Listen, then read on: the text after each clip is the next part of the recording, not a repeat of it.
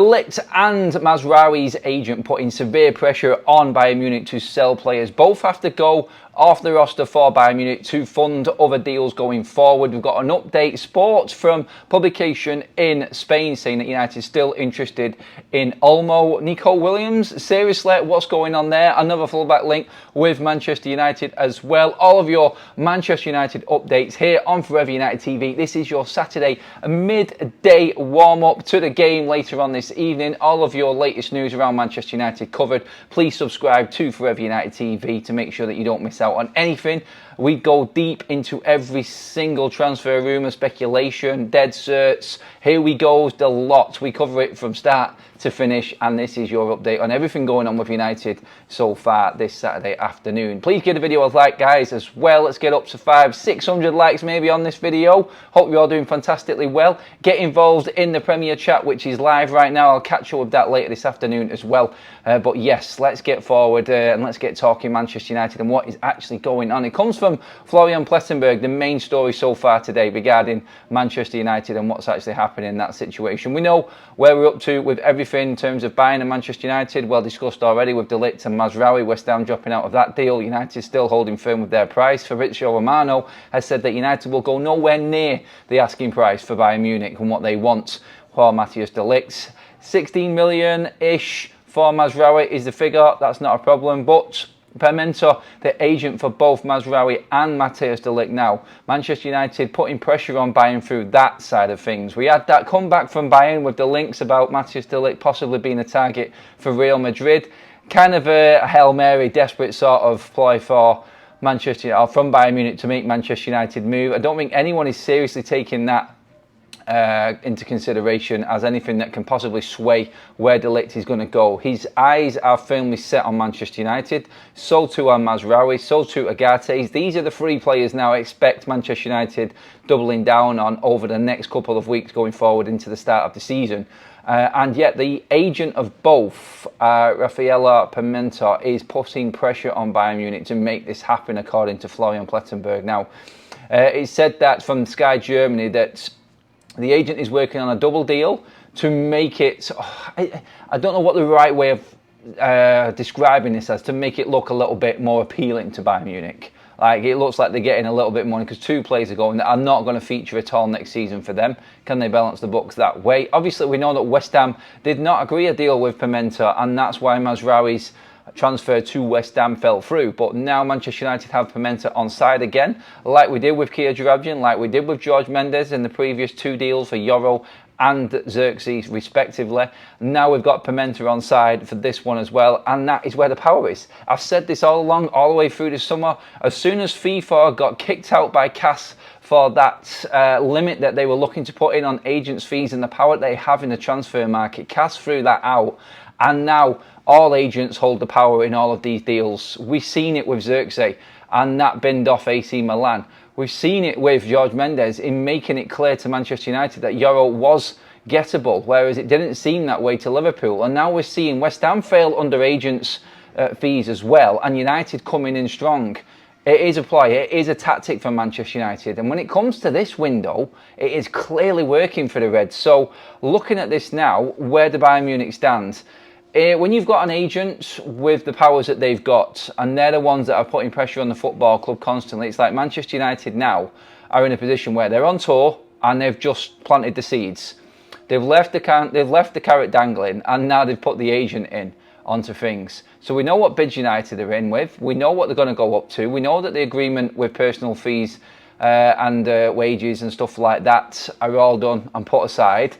They're in the perfect position right now. They have the player on board, they have the agent on board. Both of these players are not going to get game time at Bayern Munich next season. And Manchester United have just put it onto Pimenta now just to make this happen and put pressure on Bayern. Look, you've got two players here that don't know what to do. In pre-season starting now.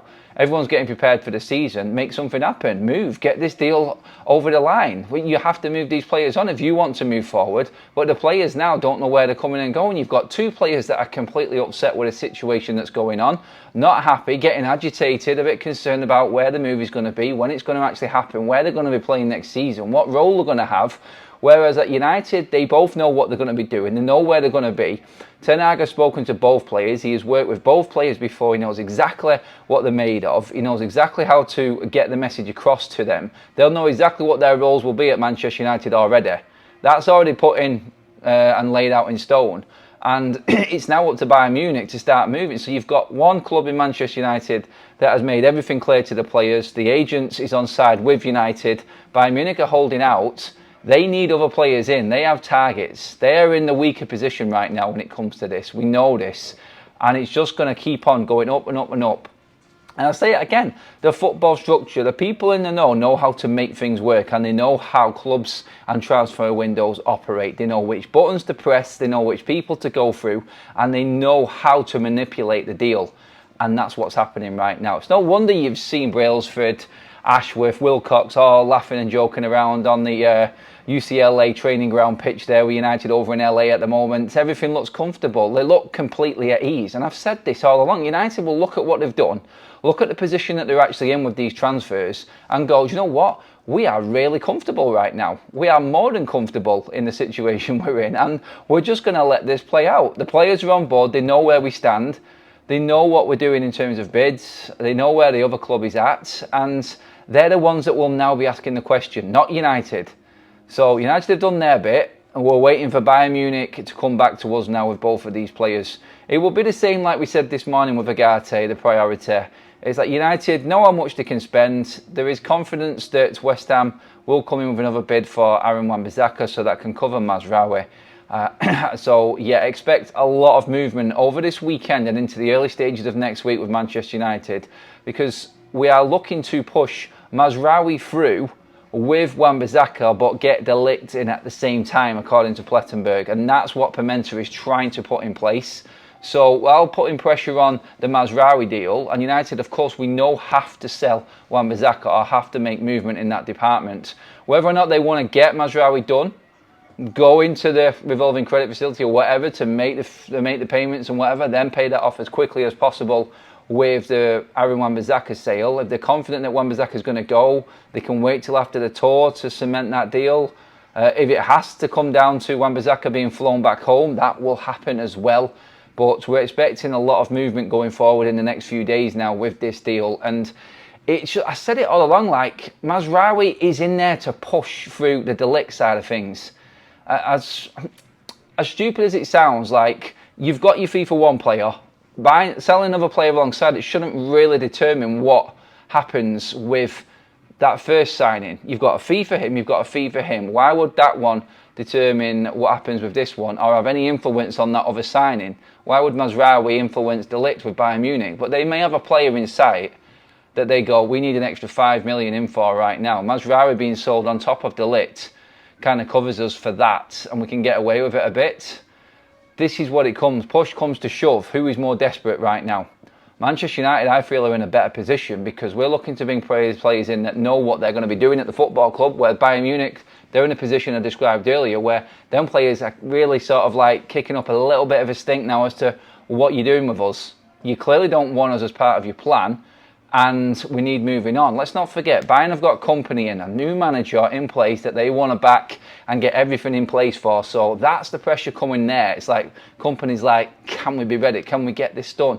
Bayern want to make sure that he gets off to the best start possible as well. So if he's going to be moving players out he doesn't want, then they need to start moving along. They're a week behind us in terms of their preparation, Bayern Munich, as they always are in the other European leagues.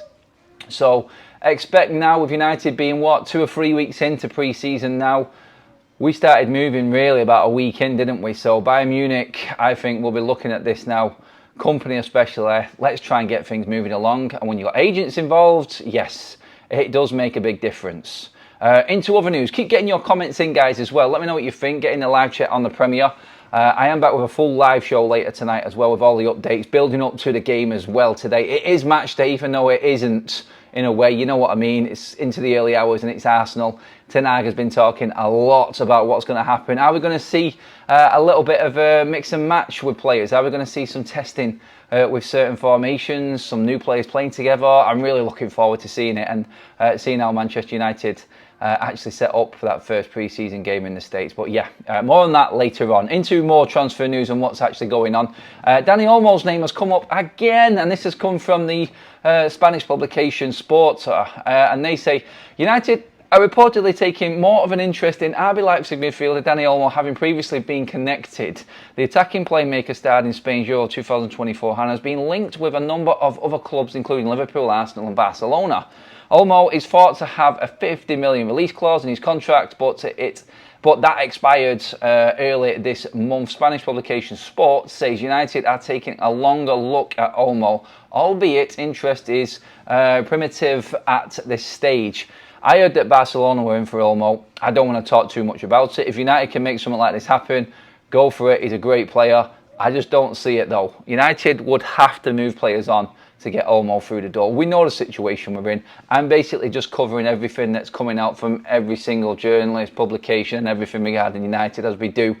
We like to talk about absolutely everything on this channel, guys. So if you like all of the in-depth information, deep down from just the minus source all the way through to the big guns, then this is the channel for you, because we also give you your chance to get your opinion across on this as well. And a lot of people from the morning show and the update today have said, look, don't believe in all of it. Look, it doesn't matter if you believe it or not. We're fans discussing our football club and all of the possible outcomes that can come around.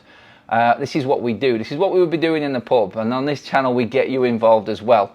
There are loads of live shows. We do them 3 times a day. We do extra content when needed, when breaking news or anything that I feel needs putting out on the channel. And you guys are always involved. It's brilliant. I love the community here on FUTV. It's the best thing out there. I promise you. Other news, this one again. I'm like, what is going on right now? So, HITC have said United keeping tabs on Nottingham Forest defender Nico Williams. The fullback formerly played for Liverpool, making 33 senior appearances. The links come amid reports suggesting United are looking for a new right back. Yep. West Ham have apparently already had a bid rejected for Williams, while Milan, Tottenham and Newcastle have all been connected with interest. Very, very interesting in terms of that one. I'm just going to go through the other news as well quickly with you right now. West Ham, more news on that one came out regarding Wan-Bissaka earlier on. West Ham United are reportedly turning their attentions back onto Wan-Bissaka, like we said earlier on that they would do. I said it last night, to be honest. As soon as we got the Mazraoui deal breaking down with Bayern, you knew that West Ham was going to be forefront of all the paper talk and all the publications regarding the next move for them, because United need to sell Wan-Bissaka, and obviously now we're, according to Sky Germany and Plettenberg, back in for Mazraoui like we just discussed. So all of this was expected. I'll just go through it so you're in the know completely. In somewhat of a transfer circle, United have apparently entered talks with Mazraoui, whose arrival might depend on the transfer exit of Wan-Bissaka. I actually write it for him. The right back is being linked with being part of a swap deal for Inter Milan's Denzel Dumfries, having already rejected an offer from West Ham. However, reports has relayed by Sports Mole claim the Hammers will try once more for the English fullback. Yes, of course we will. And do you know what? It's funny because I'm not taking any credit at all. I'm not. But we look on here for all of the stories and everything within all of the sports journalists and everyone out there, the media and things like that. We look through it all. We talk about who has put it out there. But half of the stories come around like 3 days later, and they're saying exactly what we have said as a group, discussing it here. And I'm just like, there's another Branthwaite story that's come up about United playing the long game for Gerard Branthwaite. And I'm just like, I'm sure we did this the other day. Did we not just talk about it? And our opinion was that mine was that United were just playing the long game with Branthwaite. A lot of you agreed on it and made it, we talked about it being a sensible approach for Manchester United. But yeah, it just seemed really strange that United, that like publications like the MEN are actually like talking about this now. I think they just watch the shows and get their news from us as well. But yeah, there is a few more bits on Jared Branthwaite and things like that as well. But yeah, in all honesty, I think Manchester United, like I said before, at the top of this show, we are in a very, very comfortable position right now in this transfer window. No stress, no drama, everybody's fit, no excuses. You heard what Ten Hag said in his press conference yesterday? If everybody's fit, Manchester United can compete. He knows he's got players in his squad that need to be moved on to bring other players in, which we've just spoken about now and in this morning's show as well. We're very clear on where we're at. Very, very clear where we're at Manchester United right now. And you know what? I still look at it as a big, big positive. I do believe that we're going to get some news. I think after the first game's played later this evening between Arsenal and United over in LA, I think we're going to be moving forward into the realms of serious transfer talk again. Maybe over Sunday, even into Monday morning with Manchester United. So let's see what happens there. Let's see what comes from that, and I'll bring you all the information as it does. But yeah, for now, that is your update done, guys. I'll be back later on this evening, 6:30, sort of a build-up to the game that's going on against Arsenal, and covering all news, and we will be fully live to get your comments in on the show as well. We'll make it a full-on interactive show later on. Appreciate you all. Please make sure you get your comments in below. Let me know what you think on all the topics, Mazraoui, De Ligt, and everything like that. And again, guys, thank you so much. Give the video a like. Make sure you hit that subscribe button. And don't miss out on any content. It's all completely free, guys. Just hit that subscribe button and you're away. And get involved in the chat as well, more importantly.